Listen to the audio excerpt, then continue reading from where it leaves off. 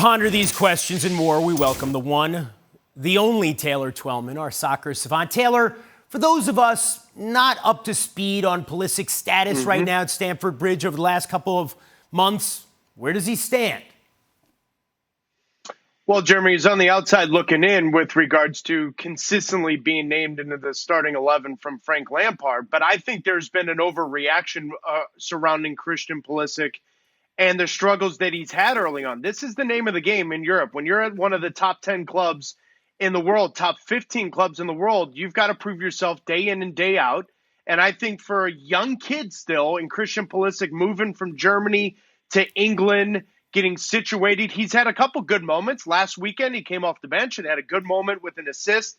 Frank Lampard was very complimentary of him after the game. I just think, Jeremy, I think too much of America is saying, no, this kid needs to be Messi and Ronaldo now. And now all of a sudden we're having this conversation saying he's not going to do that. I think we've put the cart before the horse. I still think Christian Pulisic's got some real potential of making a huge name for himself at Chelsea. Yeah, well, he's certainly we're certainly not ready to bury his career at Chelsea at this point. And after that Newcastle game where he had the assist, Frank Lampard said, I'm really pleased for him. He's a hot topic because of his national team. Everyone has got carried away with the short term, but in the long term, there is a lot more to come. What does that mean to you?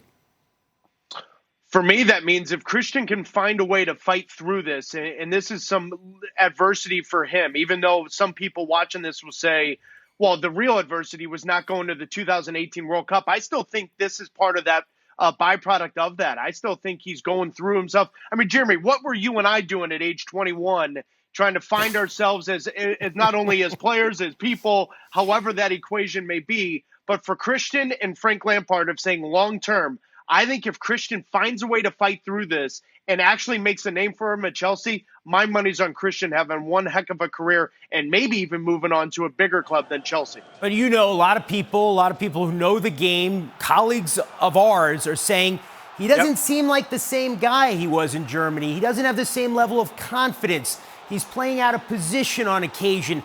This is not trending in the right direction.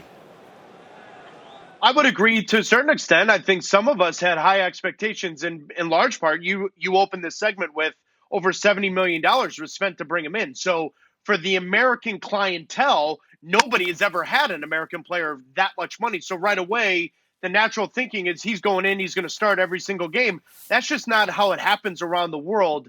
Do I think there's some truth to the sense that this may not be a good fit?